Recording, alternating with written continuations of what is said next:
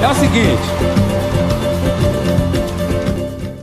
Olá, gente, tudo bem? Vamos iniciar nossa aula remota de hoje falando sobre o Império Romano.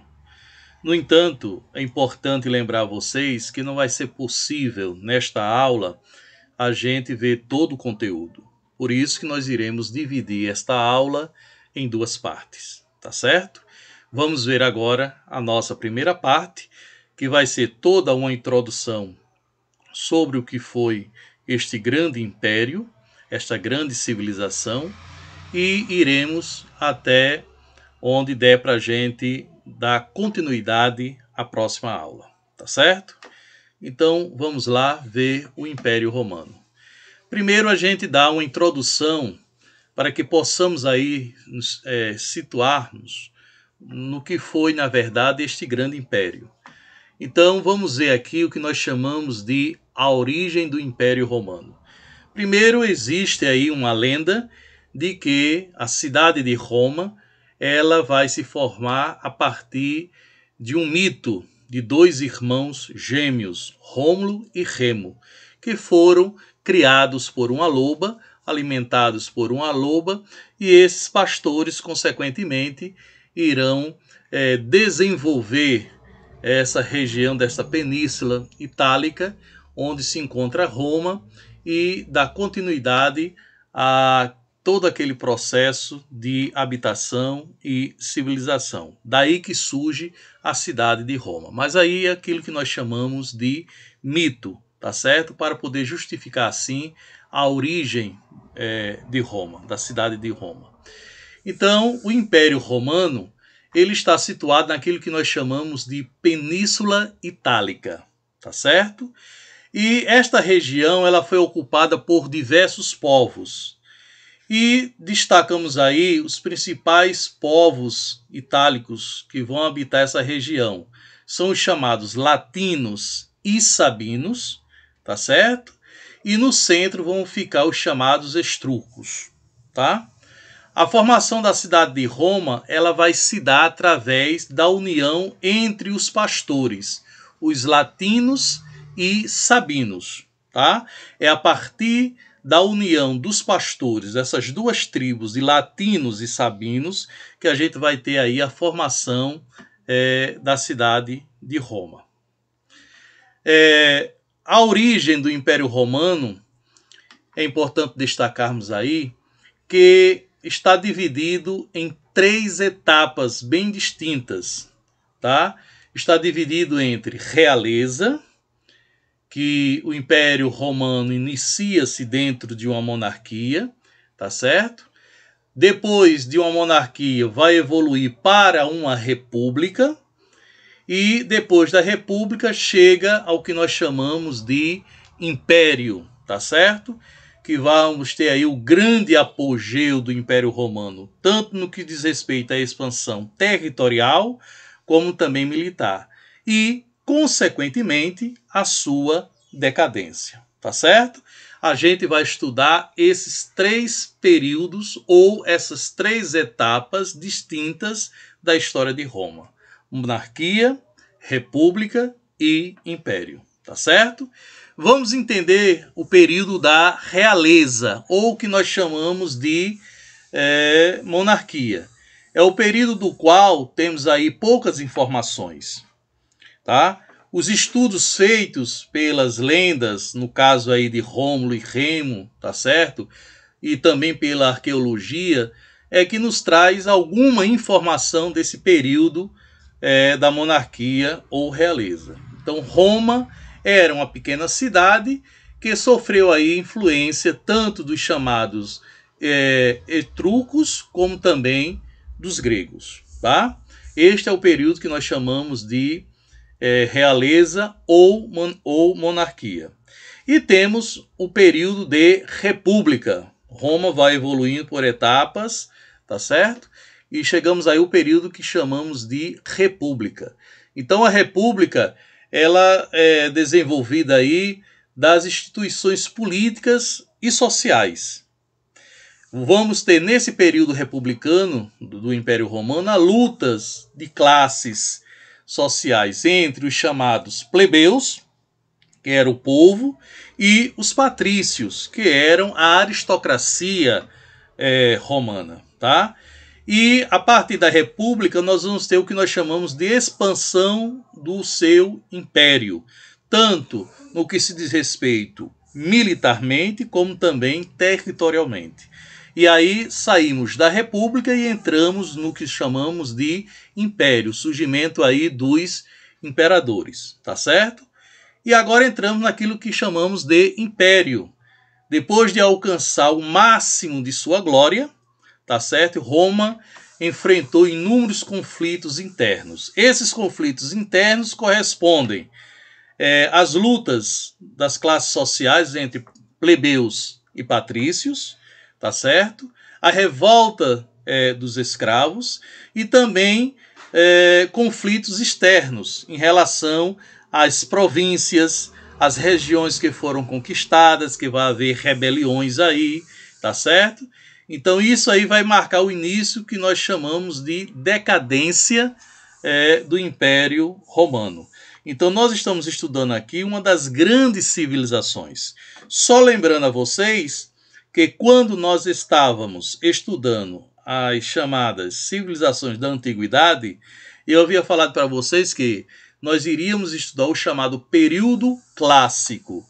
Toda vez que se referir ao chamado período clássico, deve logo vir na tua cabeça Grécia e Roma. Tivemos a oportunidade de estudarmos toda a dimensão da Grécia. E agora nós estamos entrando em Roma. Grécia e Roma fazem parte daquilo que nós chamamos de período clássico, tá certo?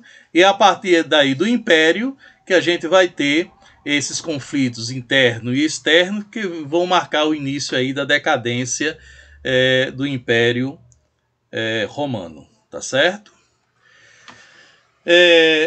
A estrutura do período da realeza ou da monarquia. Vamos conhecer como se deu esta organização do período da monarquia ou realeza, que é a mesma coisa, tá? A estrutura política. Então, dentro da estrutura política, Roma vai se organizar primeiro em uma monarquia de origem divina, tá certo?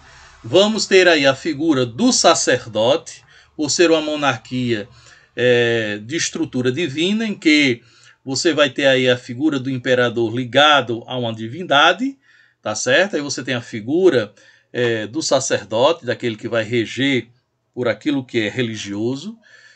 O monarca, é importante que vocês saibam, ele vai concentrar em si os seguintes poderes. Tanto ele vai ser um sacerdote, como ele vai ser também um supremo juiz, ele vai julgar, e ele vai ter também a autoridade máxima. Então é um poder que nós chamamos absolutista, tá certo? Então a estrutura política de Roma, o monarca, o rei, tá certo? Ele concentrava em si tanto a figura do sacerdote, porque é uma monarquia que vai justificar a sua origem dos deuses, tá certo? O monarca representa a figura dos deuses, assim como nós tínhamos visto a chamada teocracia, tá certo? Do Império Egípcio, o faraó tinha essa questão, né? Estão lembrados disso? E ele, o monarca, que monarquia quer dizer um único governo, ele representa aí a figura do sacerdote, tá certo? O supremo juiz, ele julga e tem a autoridade máxima, tá? E vamos ter a estrutura do Senado. O Senado, ele é um órgão consultor, em que o monarca vai consultar, tá certo? Pedir conselhos, sugestões, ele toma se ele quiser. E esse Senado, que é esse órgão consultor, ele é formado pelos patrícios. E os patrícios correspondem à elite, à aristocracia, tá certo? De Roma.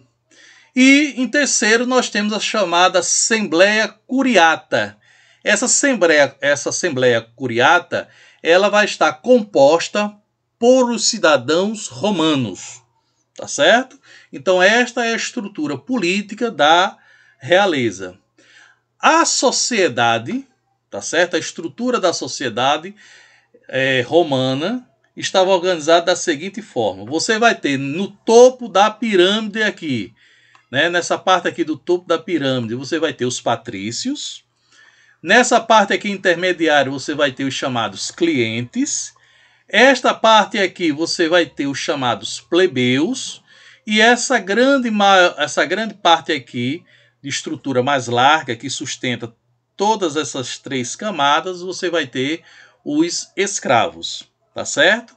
Lembrando-se que em Roma nós vamos ter dois tipos de escravos.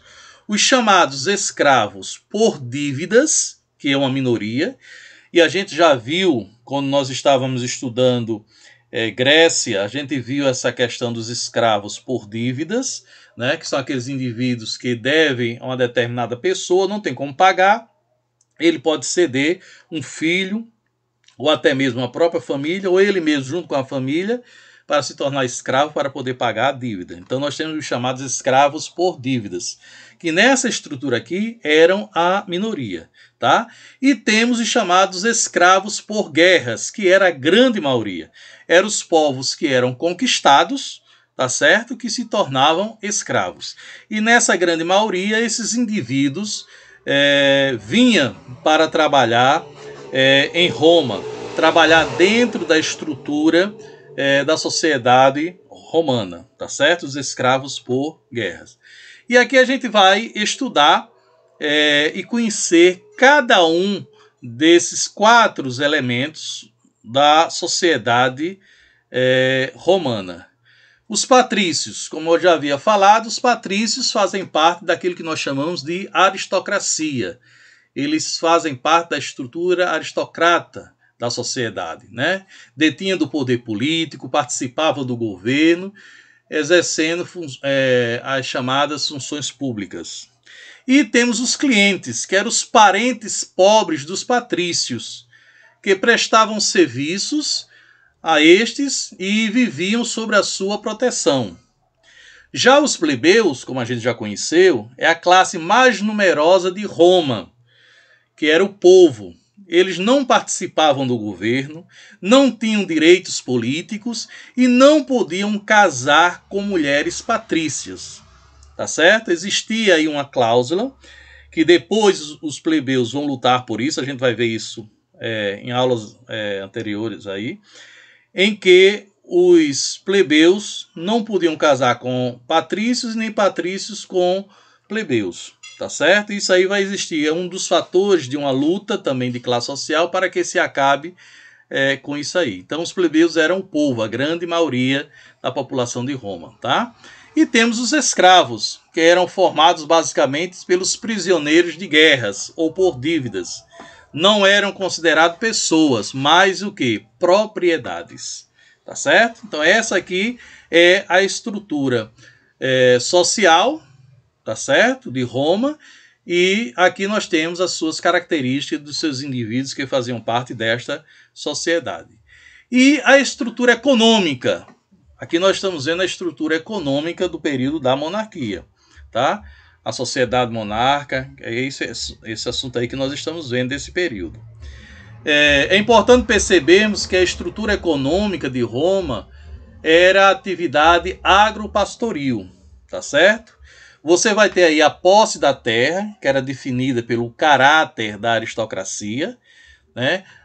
A grande quantidade de terra, os grandes latifundiários, estava sob o comando da aristocracia, tá certo? E aí vai refletir o que nós chamamos de divisão social. Então, esses indivíduos, quanto mais terras eles têm, mais poder e mais influências eles vão ter, tá certo? E termina engolindo os pequenos proprietários que futuramente irão também se rebelar, se revoltar contra a estrutura política do império. E temos o período da realeza aí que vai terminando quando os representantes dos patrícios implantam uma nova política chamada de república. Os próprios patrícios irão dar um golpe na realeza, ou seja, na monarquia, e vão implantar um novo sistema político em Roma, que vai ser a república, Então, através de uma revolução que envolveu os habitantes do povo, você vai ter a derrubada da monarquia e a implantação de uma república em Roma. É importante percebermos que os patrícios, eles não tinham condições de fazer uma revolta, uma rebelião para derrubar a monarquia. Eles eram a minoria, tá certo? Então o que é que eles vão fazer? Eles vão se aliar aos plebeus, vão prometer aos plebeus direitos políticos, participação no governo, tá certo? Só que nada disso eles vão cumprir. Eles só vão querer o apoio dos plebeus, que são a maioria, para fazer a revolução e implantar a república, tá? E isso vai ser consequência ao longo da república de conflitos em que os plebeus vão estar sempre lutando pelos seus direitos que não tinham nessa sociedade, tá certo? E aí se acaba o que nós chamamos de período da monarquia ou realeza e inicia-se agora um novo período da história de Roma, que vai ser a república, o que nós chamamos de período republicano ou república, tá certo? Então houve aí uma intensa e prolongada luta de classes entre os patrícios e os plebeus, como já falei, esses conflitos de classes sociais, tá? Durante esse período ocorreu a expansão de Roma. Roma tanto vai conquistar os territórios externamente, tá certo? Você tanto vai ter uma expansão de conquista de Roma interna, se organizando internamente para poder externamente conquistar o mundo. E vai conquistando até toda a dimensão do mar Mediterrâneo. Só para a gente ter uma ideia, o Império Romano se estende desde a Inglaterra até a Ásia Menor e parte do norte da África, tá certo? Aí você tem uma dimensão daí do que foi o Império Romano. Então a conquista externa vai ser tanto uma conquista territorial como também militar. Roma tendo aí o maior exército do mundo, tá? E como resultado dessa expansão, tivemos aí profundas transformações econômicas e sociais em Roma, né? Nós vamos ter aí o empobrecimento dos pequenos proprietários, que vão ser engolidos aí pelos grandes latifundiários, tá certo? Não conseguindo pagar os impostos, não conseguindo atender a demanda da produção de suas pequenas propriedades. Vamos ter o surgimento aí de um novo indivíduo na sociedade, chamados étiques, tá certo? Que vão emprestar dinheiro aos patrícios, né? São cavaleiros que detêm de grande poder aquisitivo. Vamos ter aí o aumento da escravidão, porque quanto mais Roma vai conquistando outros povos, vai tendo a sua expansão territorial, você vai ter aí o aumento de escravos. Chega um momento que a população de escravos em Roma é maior do que a própria população romana. Daí você tira uma ideia disso. Temos aí o aumento do capital em circulação, e isso vai gerar uma inflação muito grande e vai levar à crise econômica de Roma. E a concentração da propriedade da terra nas mãos dos grandes proprietários. Quem são esses proprietários? Os patrícios, a aristocracia, tá certo? E vamos ter aí o que nós chamamos a crise da República. O que é que vai levar a essa crise da República? Essa crise foi motivada pela revolta dos escravos e também dos camponeses empobrecidos, e pelo conjunto das transformações ocorridas em Roma após a sua expansão, tá certo? Os escravos vão se rebelar contra Roma. Lógico que isso não vai durar muito tempo. O exército romano consegue sufocar essa rebelião, tá certo? Em contrapartida, os camponeses das pequenas propriedades cada vez mais pobres, e eles não vão admitir isso, vão se rebelar. O conflito entre os plebeus também, tá certo? E, consequentemente, essa expansão que vai gerar dívidas aos cofres públicos de Roma, porque tem que manter o exército fora, tá certo? E tudo isso vai gerar o que nós chamamos aí a crise da república, tá certo? Essa república ela não consegue se estruturar e aí é dado um outro golpe em Roma e é implantado em Roma o que nós chamamos de império, tá certo? Que vai ser o assunto da nossa próxima aula.